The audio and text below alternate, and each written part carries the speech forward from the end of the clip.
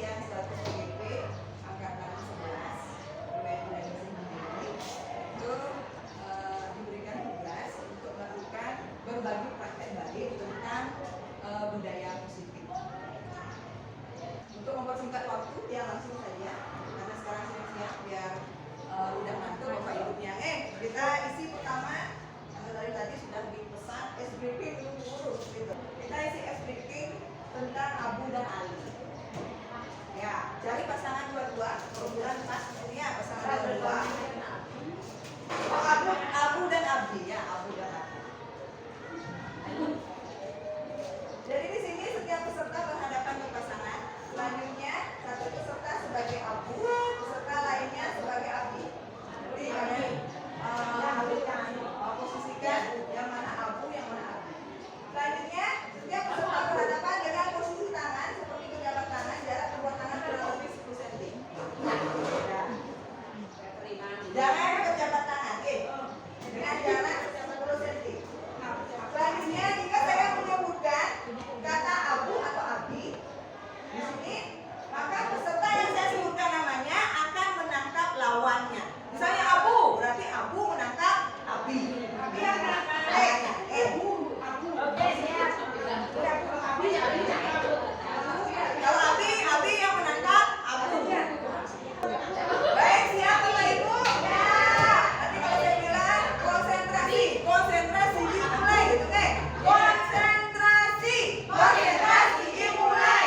Oke, ada dalam sebuah rumah tangga, itu ada namanya seorang ayah, seorang ibu, dan memiliki 4 orang anak.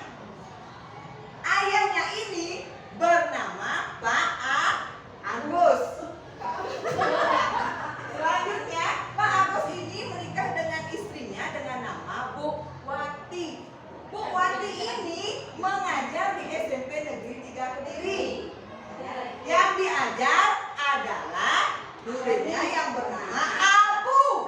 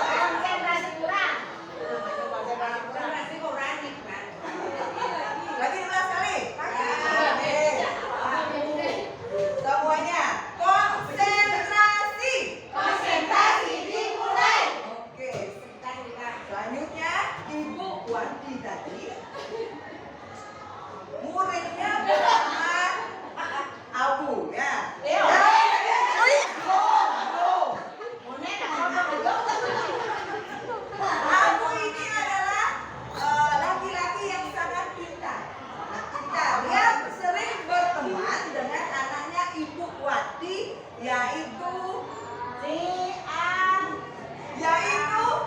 anaknya yang kedua dengan nama Ali.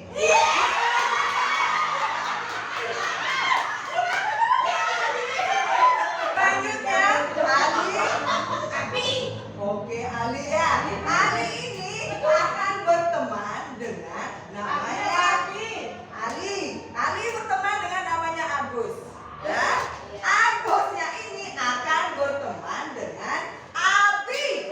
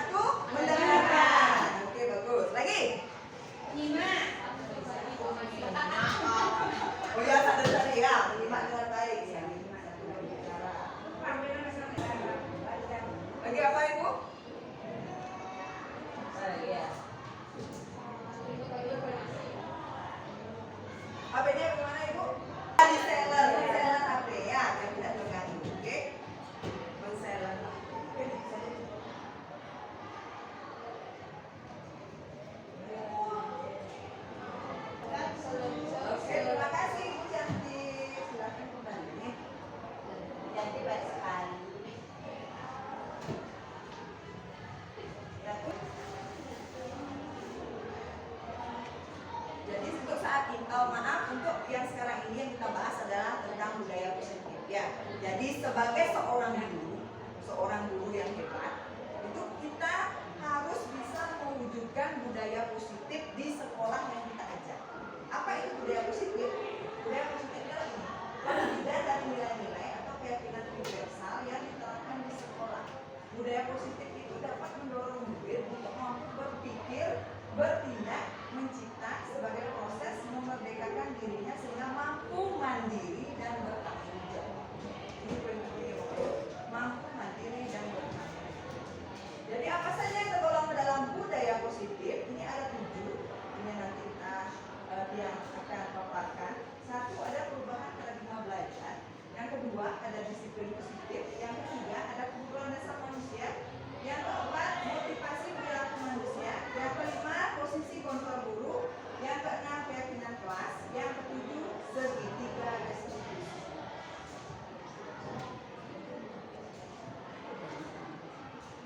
Baik. Ini siapa yang bisa bantu ya? Ada? Oh iya. Silakan Bu.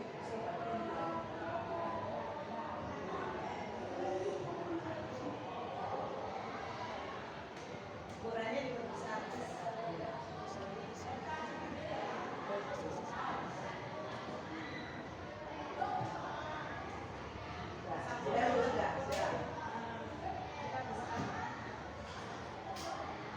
Baik, selanjutnya yang pertama, konsep budaya positif pertama itu adalah ini, perubahan dengan paradigma baru. Apa itu perubahan dengan paradigma baru? Di sini guru-guru melakukan pembelajaran dengan menggunakan prinsip pembelajaran berdiferensiasi, sehingga peserta kebutuhan belajar peserta didik tersebut dapat terpenuhi. Seperti itu. Dengan tujuan apa? Untuk mewujudkan profil pelajar Pancasila. Jadi kebutuhan murid tentang pembelajaran itu ada 3, ada kesiapan belajar, ada bakat dan minat. Yang ketiga ada namanya profil belajar. Di sini bagaimana caranya memenuhi itu? Ini harus diupayakan dengan menggunakan pembelajaran berdiferensiasi. Selanjutnya, konsep budaya positif yang kedua itu ada disiplin positif. Kalau tiang tanya di benak Bapak Ibu, disiplin itu apa sih? Kalau terbesit yang mengatakan disiplin positif. Kalau yang terbenak di benak Bapak Ibu itu apa? Rajin. Lagi? Rajin. Taat peraturan. Tuh, bagus sekali. Jadi disiplin positif itu adalah yang seperti yang seperti Ibu bilang tadi. Jadi disiplin positif itu adalah suatu cara penerapan disiplin yang mengajarkan anak-anak bertanggung jawab dan menumbuhkan kesadaran diri berdasarkan nilai-nilai kebajikan. Nilai-nilai kebajikan. Apa saja itu? Nilai-nilai kebajikannya? Gotong royong. Apalagi menghormati. Apalagi saling menghargai. Senyum, salam, sapa, ya, kreatif, inovatif. Glory. Oke, glory. Sehingga nanti visi semua kita glory. Ya.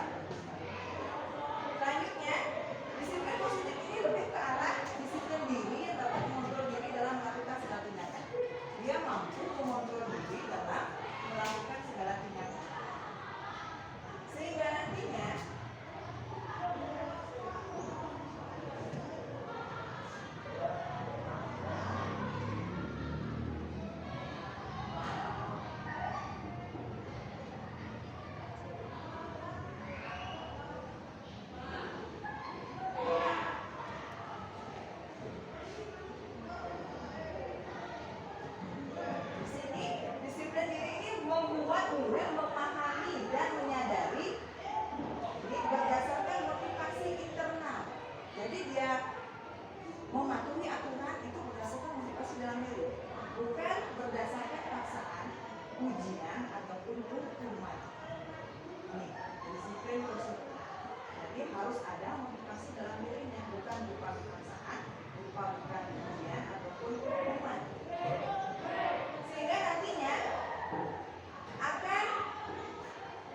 dapat mewujudkan anak didik yang berkarakter sesuai dengan profil pelajar. Jika anak didik sudah disiplin, secara otomatis anak didik tersebut akan berpendidikan global, gotong royong, kreatif, melalui kebiasaan mandiri. Yang lainnya, senyum, salam, sopan santun itu akan menentukan. Ya, kalau sudah berminat, pasti dia anak-anak tersebut akan senyum, sopan, akan begitu. Bisa Bapak Ibu, oke? Selanjutnya ini tentang disiplin positif. Selanjutnya tentang motivasi perilaku manusia. Apa? Itu motivasi. Oh, motivasi. Kira-kira dalam benak Bapak Ibu. Maaf, kok Bapak-bapak selalu ya? Ibu-ibu, motivasi itu apa? Dorongan. Bagus sekali itu. Ya, tepuk tangan dong. Oke. Motivasi itu adalah dorongan tingkah laku manusia. Kalau tiang tanya tadi Bapak Ibu berangkat dari sekolah jam berapa? Jam 7. Sampai sekolah jam 7. Dari rumah sekolah jam 7. Oh, dengan tujuan bagaimana? Oh, tidak terlambat. Lagi? Oh, selamat di jalan. Piket. Laksanakan upacara biar tidak terlambat ya. Kalau Bapak Ibu, kalau pagi berangkat pagi-pagi dengan rasa biar saya tidak terlambat. Nih, tidak terlambat. Absen saya nanti scan outnya nanti dipotong. Oh, apalagi seperti itu gajinya bisa dipotong. Ini berarti motivasi Bapak Ibu untuk datang pagi-pagi itu. Ini dia adalah posisi untuk menghindari ketidaknyamanan atau hukuman. Ya. Selanjutnya, yang kedua.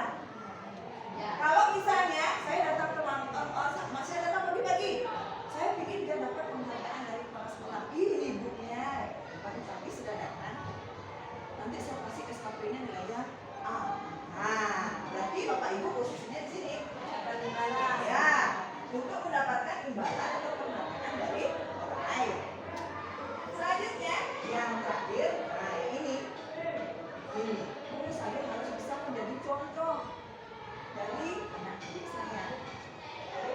Ya, nanti saya bisa menjadikan suatu teladan, bisa ditiru oleh murid-murid saya. Berarti Bapak Ibu ini berada dalam posisi ini, menjadi orang yang mereka inginkan dan bisa menghargai dirinya sendiri.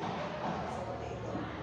Yang mana harus diterapkan dalam motivasi perilaku manusia? Yang terakhir ini. Ya, bisa menghargai diri sendiri dengan nilai-nilai yang kita percaya. Saya harus disiplin. Karena saya seorang guru, saya harus bisa menjadi teladan. Ingat terus untuk seperti itu. Oke. Selanjutnya, keyakinan kelas. Ini tidak akan berpanjang lebar membahas tentang keyakinan kelas ya. Bagaimana keyakinan kelas? Ini seperti yang tadi sudah kita terapkan di awal. Tadi kan sebelum menginjak ke diseminasi, kita buat forum kesepakatan diseminasi. Seperti itu. Itu merupakan salah satu penerapan dari keyakinan kelas. Bisa dipahami. Jadi apa itu keyakinan kelas? Keyakinan kelas ini merupakan kesepakatan kelas yang diyakini bersama guru dan murid dengan harapan dapat meningkatkan kedisiplinan murid. Keyakinan kelas itu berupa pernyataan universal dibuat dalam bentuk positif, kalimat-kalimat yang dan bersifat abstrak. Keyakinan kelas hendaknya tidak terlalu banyak. Karena nanti sudah diingat sama siswanya, sehingga mudah diingat dan dipahami.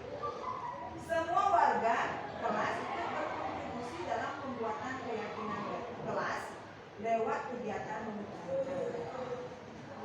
bagaimana tadi sudah kita terapkan secara langsung. Yang pertama, ayo siapa yang punya ide? Keluarkan ide. Udah, ide-ide yang jadi satu saling menghargai dan seterusnya.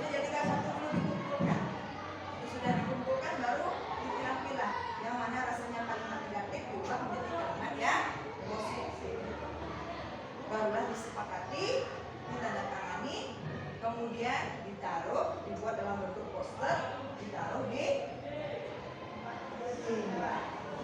tempat yang terbuka di depan. Oke, sehingga semua murid bisa membaca.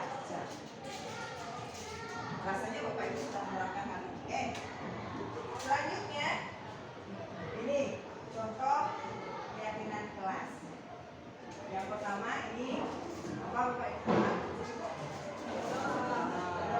Ya, berdoa sebelum dan sesudah mulai pembelajaran. Yang ini ya, dan buat waktu. Oke. Selanjutnya yang ini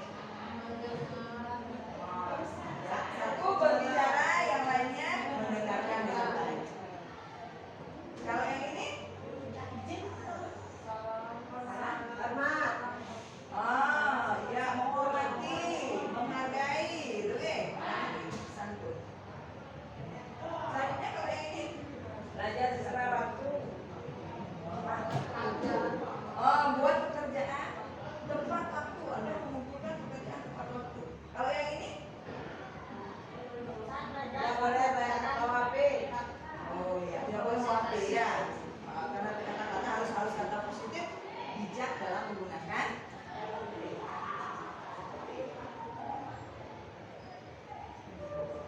Selanjutnya, ini Bapak sebentar ya.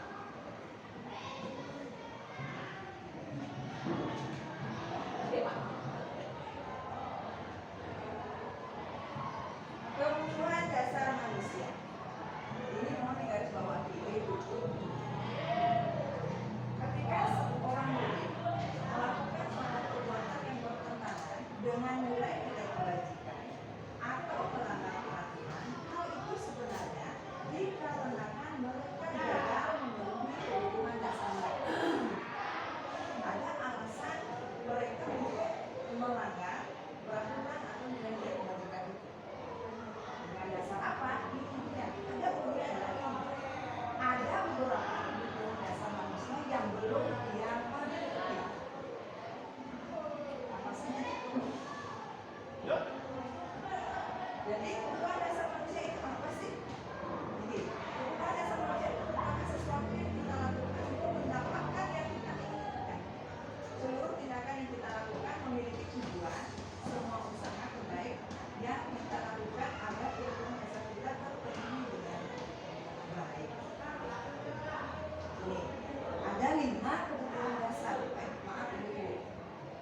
Yang pertama, bertahan hidup. Yang kedua, rasa sayang dan rasa diterima. Yang ketiga, penguasaan. Yang keempat, kebebasan. Yang kelima ini adalah kesenangan. Bagaimana ciri-cirinya? Kalau bertahan hidup ya, namanya bertahan hidup kita harus makan, pakaian, tempat tinggal, kesehatan. Kemudian rasa sayang dan rasa diterima. Bagaimana cirinya?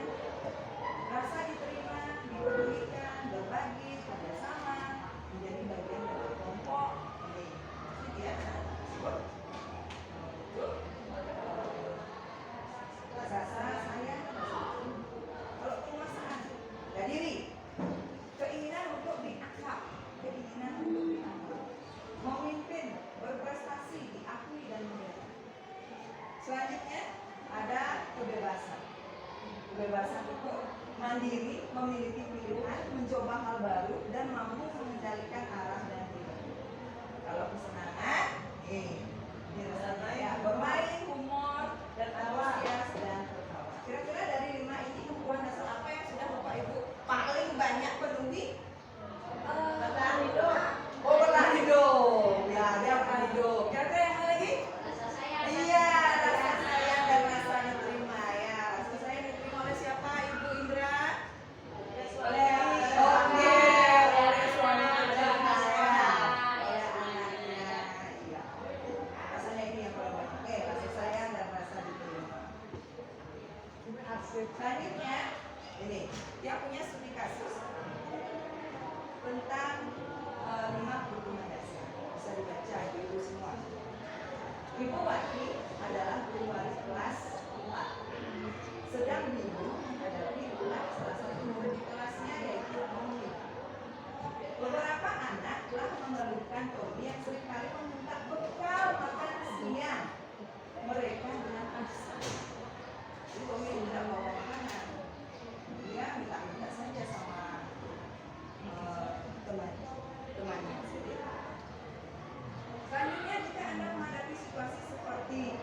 Wati, ini Bu Sukaila, belum diedit ya. Apa yang akan ibu-ibu lakukan?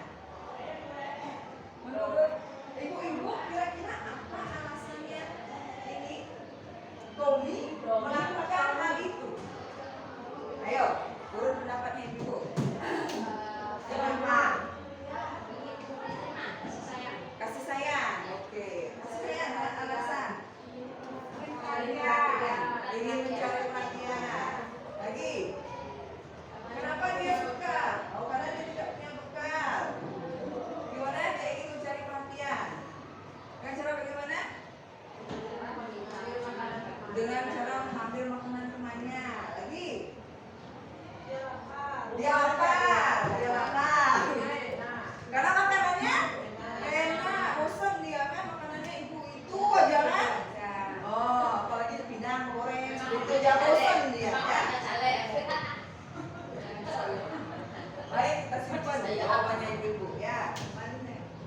Selanjutnya, jika alasan Tommy pertama karena ia lapar dan orang tuanya tidak membawakannya bekal makan siang, maka kebutuhan dasar yang sedang berusaha dipenuhi oleh Tommy adalah bertahan hidup. Ya, dia tidak mau makan. Itu alasannya. Jadi ibu-ibu harus tahu kenapa peserta didik kita melakukan suatu ulah hal negatif. Itu kan pasti ada dasar untuk melakukan itu. Kemudian yang kedua, ini jika alasan kedua dia merasa senang. Umur aja dia. Nah, senang karena jadi memperhatikan dia. Tuh. Woi, apa bu? Laku-laku ya Tommy ternyata dia senang. Saya sedang ini. Berarti dia hadiahnya benar. Ya, kebetulan akan kasih sayang dan rasa tidak termani saya sendiri. Ya.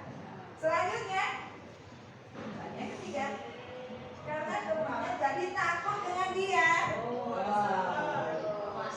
Dan menuruti keinginannya. Berarti dia ini berkuasa. Kalau alasan sendiri, saya senang takut dengan teman saya, berarti dia kebutuhan dasarnya adalah kekuasaan. Selanjutnya, yang keempat, dia merasa bosan. Nah, ini yang seperti tadi dibilang sama Bu Piti ya, dia merasa bosan berarti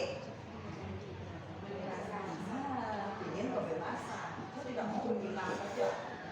Saya ingin makanan yang lain. Makanan dari teman-temannya. Selanjutnya, alasan berikutnya, yang kelima. Karena dia melakukannya karena iseng saja, dia menikmati ekspresi wajah teman-temannya yang kesal. Dia senang melihat teman-temannya kesal. Ini berarti dia kebutuhannya akan kesal. Baik.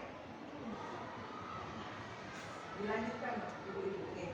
Selanjutnya untuk mendisiplinkan siswa. Untuk mendisiplinkan murid tersebut yang melanggar peraturan, biasanya guru-guru ini melakukan suatu hukuman, konsekuensi, dan ada restitusi. Nih, hukuman itu bagaimana sih cirinya? Kalau hukuman ini adalah tindakan disiplin yang tidak dibenarkan, ibu-ibu. Kalau konsekuensi dan restitusi ini adalah tindakan disiplin yang dibenarkan. Kenapa tidak dibenarkan? Dia pertama tidak berencana atau tiba-tiba, murid tidak tahu apa yang akan terjadi bersifat suatu arah. Maaf, dia katanya aku hukuman sehingga tidak membolehkan disiplin yang tidak. Selanjutnya, disiplin positif. Yang ini konsekuensi dan restitusi. Diharapkan ini yang dipakai, konsekuensi dan restitusi. Jadi di sini konsekuensi itu seperti apa? Rencana atau disepakati sesuai dengan peraturan. Murid merasa dibuat nyaman. Sikap guru selalu memonitor murid. Ada konsekuensi yang dibuat oleh guru dan murid, sehingga murid tahu akan sikap apa yang diambil oleh guru. Kemudian kalau restitusi, ini proses kolaborasi yang mengajarkan murid untuk mencari solusi sendiri. Ini. Kalau bisa, yang ini untuk mendekatkan disiplin. restitusi. Walaupun yang ini benar dan bisa ibu-ibu baik, jadi kalau bisa besok kalau ada sesuatu hal yang meminta, jangan diberikan hukuman murid-murid kita. Disikapi dulu dengan konsekuensi dan restitusi. Lanjut. Yang selanjutnya ada posisi kontrol guru. Nih, posisi kontrol guru dalam menegakkan disiplin positif. Nih, menegakkan disiplin positif yang pertama ada namanya penghukum, yang kedua pembuat rasa bersalah, yang ketiga sebagai teman, yang keempat sebagai pemantau, yang kelima sebagai manajer. Bagaimana itu ibu-ibu? Kita simak. Kita lihat 5 posisi kontrol guru.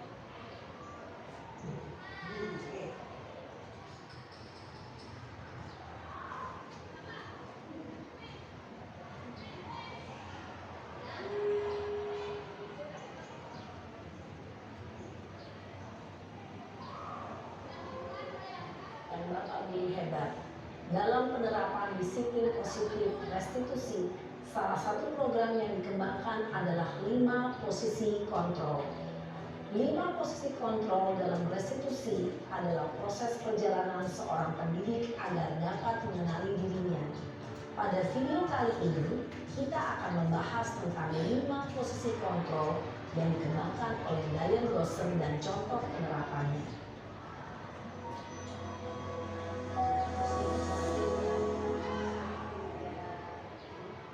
5 posisi kontrol itu adalah 1. Posisi penghukum, 2. Posisi pembuat merasa bersalah, 3. Posisi teman, 4. Posisi pemantau atau monitor, dan 5. Posisi manajer. Untuk lebih memahami kelima posisi tersebut, mari kita saksikan kasus Naren yang terlambat hadir 20 menit di sekolah dan melihat bagaimana kelima posisi kontrol dalam menghadapi masalah tersebut.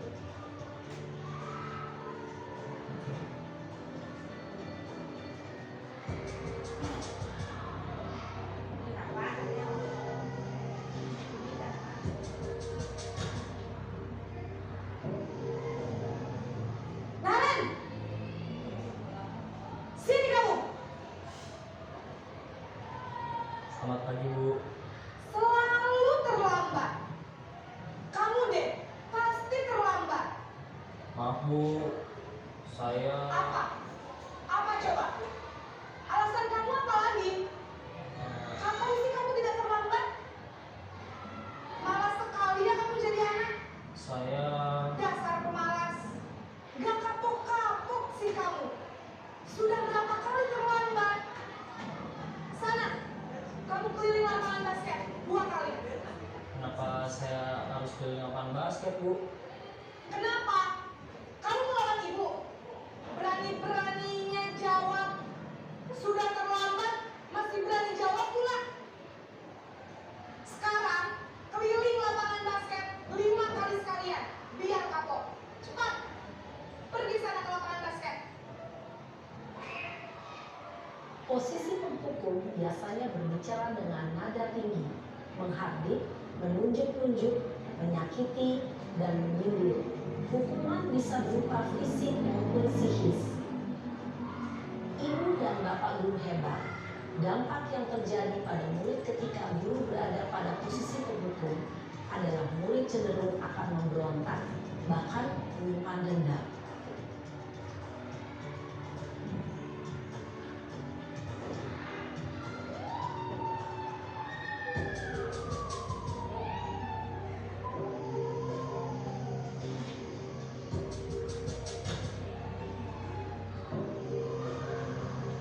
Naren,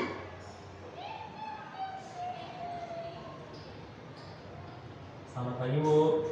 Naren. Kamu kenapa terlambat lagi, nak? Ya Tuhan, Naren. Kamu senang ya bikin ibu susah ya? Kalau kamu terlambat lagi, nanti ibu yang ditegur bapak kepala sekolah, nak. Disangka ibu tidak bisa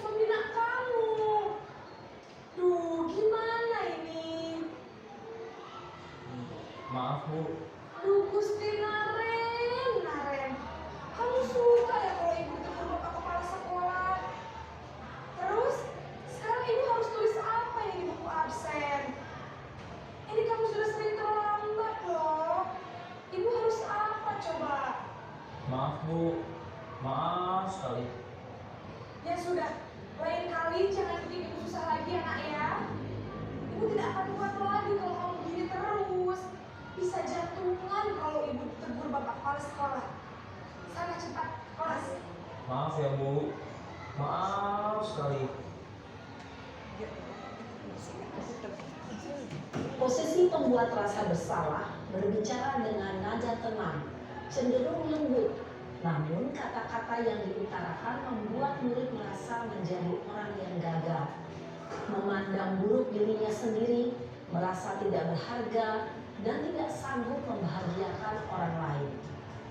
Ketika guru mengambil posisi pembuat rasa bersalah, murid akan menganggap dirinya yang bersalah dan ia akan menyimpan emosi negatif tersebut di dalam dirinya. Rasanya ditunda ya.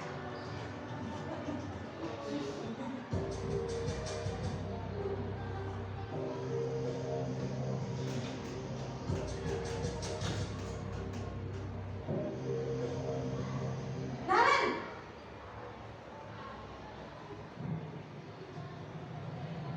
Selamat pagi Bu. wah sudah jam berapa ini nak?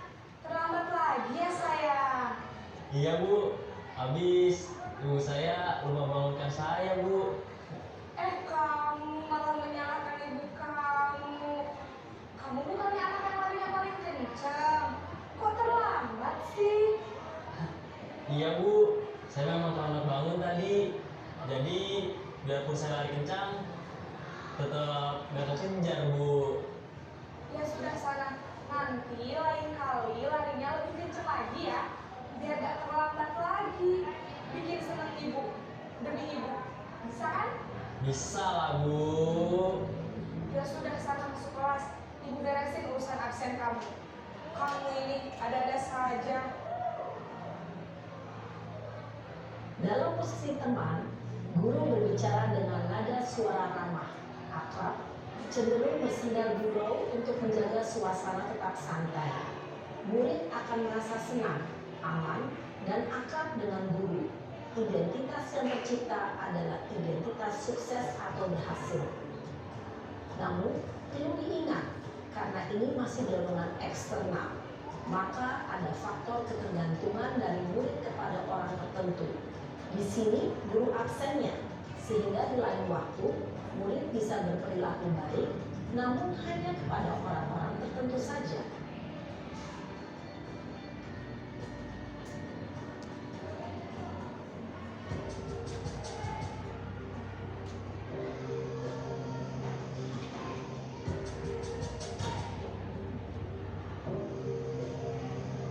Naren!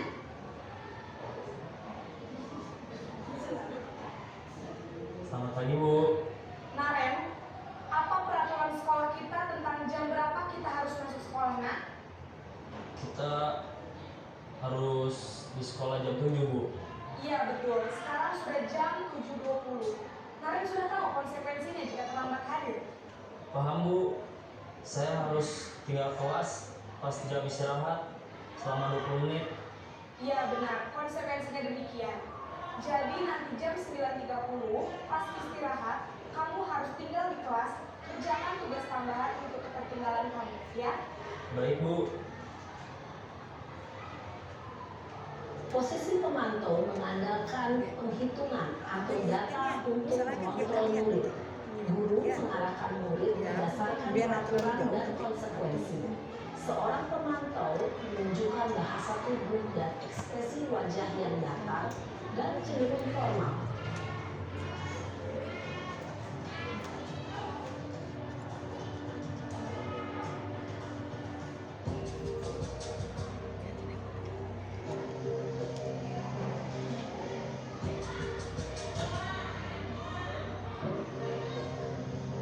Naren!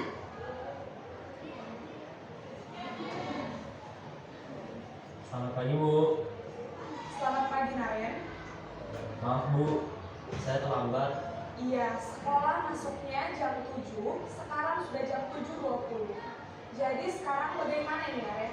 Maaf Bu, saya lupa setel alarm saya semalam. Seluruh pelajaran hari ini telah selesai. Sampai jumpa besok pagi dengan semangat belajar baru. All lessons are ending for today. See you tomorrow morning with the new learning spirit. Take care on the way home and have a nice day. Iya Bu, semuanya Apakah Naren bersedia memperbaiki masalah keterlambatan ini? bersedia Bu. Bagaimana kamu akan memperbaiki masalah keterlambatan ini? Saya akan coba untuk tidak lupa menyetel alarm saya Bu. Baik, kalau Naren lupa menyetel alarm di rumah, ada orang yang kira-kira bisa bantu mengingatkan tidak? Ada Bu, kakak saya, Kak Emma. Ada lagi selain Kak Emma? Selain Kak Emma, ada ibu saya. Baik, jadi yang mengingatkan Naren adalah Kak Emma dan Ibu Maria. Kira-kira akan mulai set alarm kapan, Naren? Setelah pulang sekolah, akan segera saya lakukan. Baik, jadi Naren akan setel alarm untuk bangun besok pagi dan akan diingatkan oleh kakak dan ibunda Naren ya. Ada lagi yang mungkin perlu dilakukan Naren agar tidak terlambat bangun lagi. Tidak ada Bu. Baik Naren, terima kasih untuk kerjasama kamu. Sekarang kamu perlu kembali ke kelas untuk belajar. Baik Bu, terima kasih. Posisi manajer adalah posisi kontrol yang disarankan untuk membimbing murid memiliki sikap disiplin yang positif, yaitu murid yang mandiri, bertanggung jawab, dan dapat memecahkan masalah. Tujuan dari posisi ini adalah agar murid dapat berefleksi atas tindakannya. Guru akan dengan tulus memberikan pertanyaan-pertanyaan bermakna, sehingga membuat murid dapat belajar dari kesalahannya dan mencari sebuah solusi untuk menyelesaikannya. Ibu dan bapak guru hebat, setelah mengamati adegan kelima posisi kontrol tadi, kira-kira posisi mana yang paling ideal? Posisi mana yang dapat menunjang motivasi intensif murid? Ya, tentu posisi manajer. Posisi ini memang posisi ideal yang ingin dituju setiap pendidik. Pada posisi inilah, guru dapat menerapkan disiplin positif yang berpihak pada murid dan memerdekakan murid. Perjalanan seorang pendidik tentunya tidak mudah untuk sampai pada posisi seorang manajer. Namun, tujuan kita pasti, yaitu menciptakan murid-murid yang mandiri, merdeka, dan bertanggung jawab. Semoga penggambaran 5 posisi kontrol yang telah diperlihatkan ini dapat menjadi ajang refleksi bagi kita semua agar dapat terus mengasah dan menerapkan disiplin positif yang memerdekakan murid. Mari terus berlatih dan bersemangat. Selamat menerapkan. Salam dan bahagia Ibu dan Bapak Guru hebat.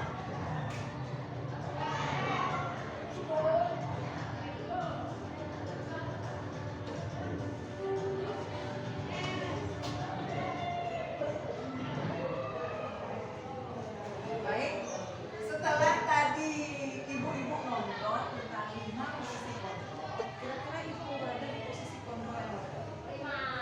Kelima, manajer. Bagus sekali. Ya, berarti dia sudah bisa menerapkan posisi kontrol manajer. Memang hal itu yang memang harus diterapkan. Oke, kalau yang lainnya? Ayo. Kalau yang lainnya manajer juga. Manajer. Oke, yang mana? Pemupuk, pembuat rasa bersalah, manajer, udah manajer. Seperti yang tadi mungkin sudah diungkapkan sama narasumber. Nah, sebagai seorang guru untuk menekankan disiplin kepada anak didik kita itu adalah fungsi kita harus berada di sini. Baik, kita lanjutkan. Selanjutnya ini ada kasus murid tidak mengerjakan tugas yang diberikan guru. Posisi penghukum seperti apa? Ini yang namanya penghukum. Berdiri dengan sebelah kaki di depan kelas. Kamu terlambat ya? Silakan berdiri.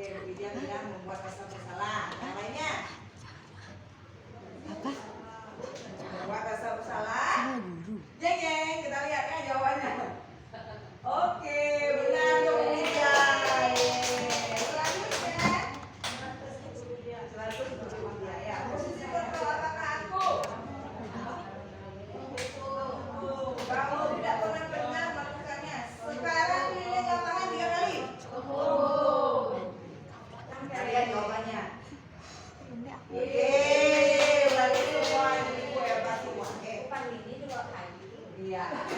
Ore. Aja Pak Andika seperti ini ya. Harus bawa tongkat yang banyak. Selanjutnya, kira-kira posisi kontrol apakah aku? Kira-kira bagaimana kamu akan memakai posisi ini? Oke, apa? Ayo. Oke, sudah terbuka wawasannya ya. Kira-kira bagaimana kamu memperbaiki masalah ini? Ada pemantau, ada manajer, bagaimana? Ya.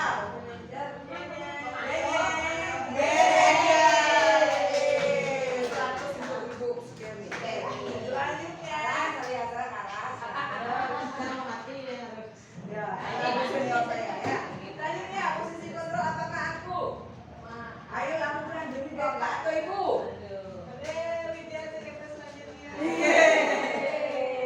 Ayo, ini ayo lakukan bapak ibu. Teman, ya, yang lainnya.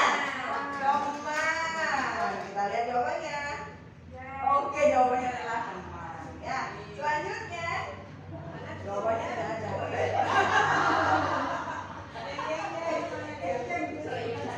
Jawabannya sudah benar. Seperti dibilang sama Bu Widya teman. Selanjutnya, posisi kontrol apakah aku? Kamu terlambat 15 menit. Apakah kamu sudah mengerti konsekuensinya? Oke, memantau. Ada hukuman. Yang mana yang benar? Memantau. Sudah sangat paham sekali ya. Selanjutnya, berarti itu rasanya sudah benar.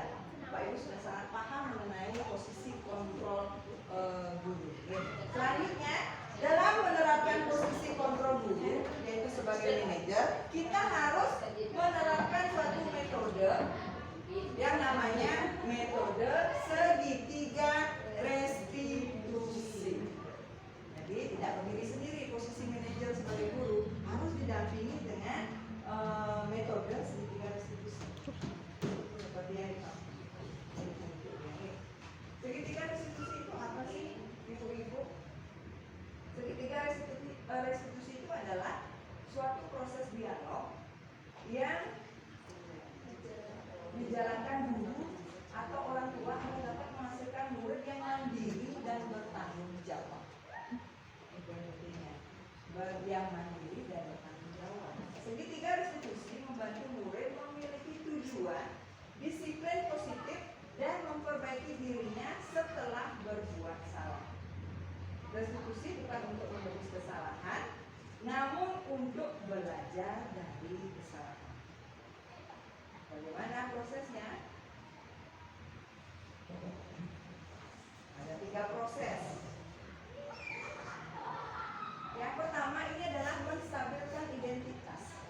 Jadi apabila ibu-ibu menemui siswa yang melakukan suatu kesalahan atau melanggar suatu peraturan, ini stabilkan dulu identitas anak-anak, stabilkan emosinya, bagaimana cara dia memahami kesalahannya, itu dengan cara seperti apa? Kata-katanya bisa pakai yang ini. Berbuat salah itu manusiawi, tidak ada manusia yang sempurna. Bapak Ibu juga pernah melakukan kesalahan seperti itu, sehingga dia stabil emosinya. Selanjutnya, Bapak Ibu tidak tertarik mencari siapa yang salah, tapi Bapak Ibu ingin mencari solusi dari permasalahan. Terakhir, berhak merasa begitu. Stabilkan dulu emosi dari anak tersebut. Ini namanya menstabilkan identitas, sehingga anak tersebut tahu akan kesalahannya. Lalu dilanjutkan dengan tindakan yang kedua, validasi tindakan yang salah. Validasi itu membenarkan, ya, membenarkan tindakan yang salah. Karena dia sudah tahu kesalahannya, selanjutnya apa yang dilakukan ibu-ibu? Tanyakan, kenapa kamu berbuat salah seperti tadi? Ini namanya validasi tindakan yang salah. Ditanyakan, bagaimana caranya? Kamu pasti punya alasan, mengapa melakukan hal seperti itu. Kemudian kata berikutnya, padahal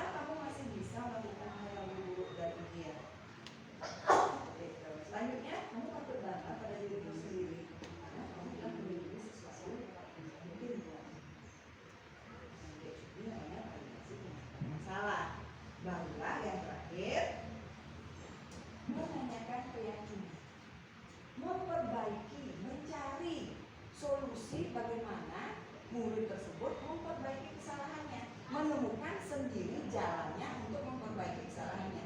Kita hanya sebagai membimbing saja, memfasilitasi. Siswa sendiri yang mampu mencari solusi untuk memperbaiki kesalahannya. Bagaimana caranya?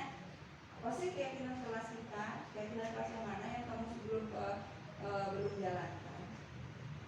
Yang kamu belum patuhi? Selanjutnya, nilai-nilai apa yang sudah kita sepakati? Selanjutnya, seperti apa gambaran kelas yang ideal menurut kamu? Kamu mau jadi orang seperti apa sih? Seperti ini, naikkan keyakinan kelas. Terus apa yang akan kamu lakukan untuk memperbaiki kesalahan kamu? Kamu tempatnya di sini. Sehingga nanti dia sendiri, siswa sendiri yang akan mengutarakan sendiri bagaimana pendapatnya untuk memperbaiki kesalahan yang dia perbuat. Seperti itu, oke? Bisa, saya yakin ibu semua di sini pasti bisa melakukan hal tersebut.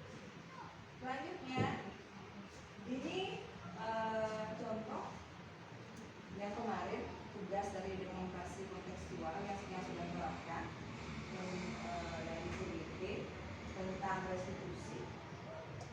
Mudah-mudahan nanti bisa diputar.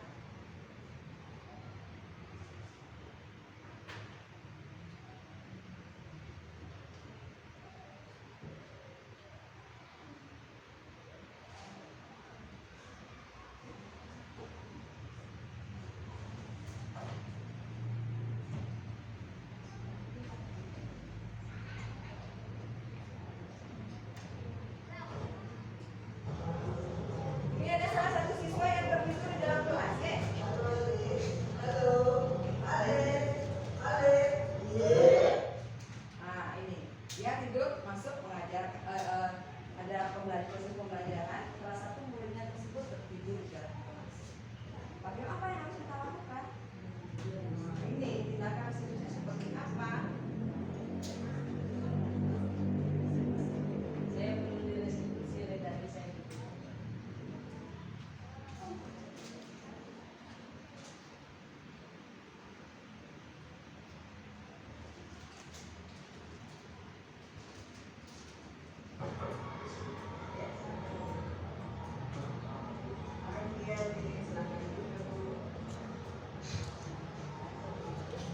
Apa ada tahu?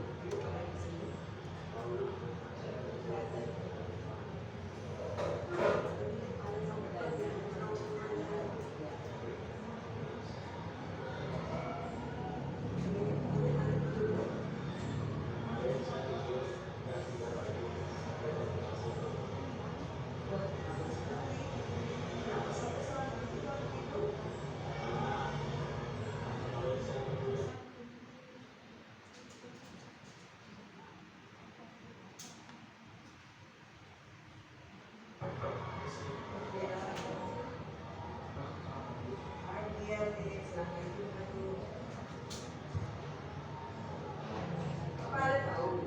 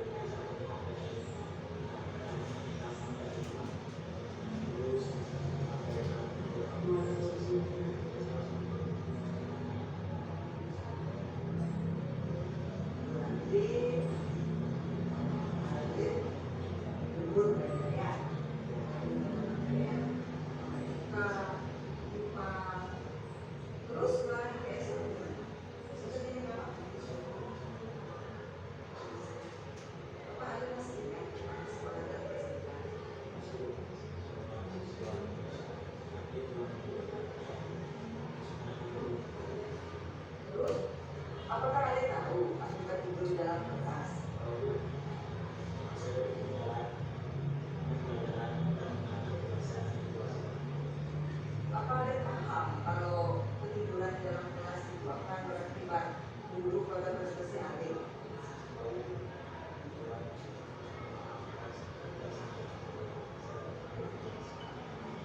Terus, bagaimana seharusnya Ale bersikap untuk memperbaiki hal ini? banyak saya akan terus menjawab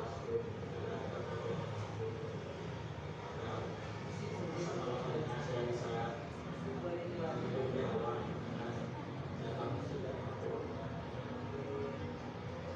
Baik, karena Ale sudah menyadari akan kesalahannya, Ibu harapkan Ale bersyukur dalam melakukan hal tersebut. Tidak mengulang-ulang lagi pekerjaannya, pekerjaan PR-nya. Kemudian kita dalam berbagi waktu. Ya, ada ya?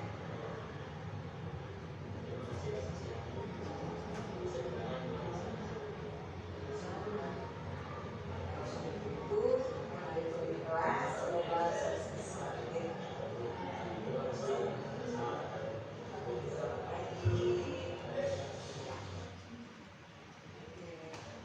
itu tadi salah satu tugas dari CGP yang sudah laksanakan. Begitu caranya dalam menyikapi permasalahan ketidakdisiplinan siswa menggunakan menggunakan segitiga restitusi. Ya. Baik. Ada kira-kira Ibu pertanyaan sampai sana? Ada yang mungkin ditanyakan? Sebelum dia tutup, ada? Pas.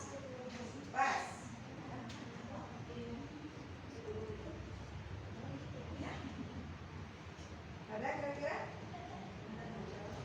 Sebelum dia tutup? Oke, nih ibunya. Silakan Ibu. Kita melakukan restitusi kepada anak yang berkebutuhan. Oke, bagaimana cara kita melakukan restitusi kepada anak yang berkebutuhan khusus atau mengalami inklusi? Ya, kira-kira ada yang punya yang bisa bantu? Kira-kira bagaimana? Bisa nggak kira-kira diterapkan segitiga restitusi dan bagaimana caranya? Ayo. Ada? Ya. Ada? Jadi kalau namanya program anak-anak yang inklusi itu memang rasanya butuh kesabaran yang sangat tinggi. Kesabaran yang sangat tinggi karena dari segi mengajar saja rasanya mereka kurang paham apa yang kita ajarkan, apalagi ditambah dengan mengadakan suatu restitusi. Nanti kalau dengan keadaan seperti ini restitusi ini perlu didampingi dengan orang tua daripada sang anak tersebut. Jadi di sini kita kasih pemahaman kepada anak tersebut, didampingi dengan orang tua tersebut, kemudian dengan anaknya juga, sehingga nanti di sini kita berdiskusi dengan orang tuanya, sehingga proses restitusi itu berjalan secara maksimal. Itu. Nah, secara sudah itu, kalau yang namanya inklusi pasti sangat sulit untuk melakukan suatu proses interaksi. Nanti perlu dibantu dengan orang tua yang lebih memahaminya.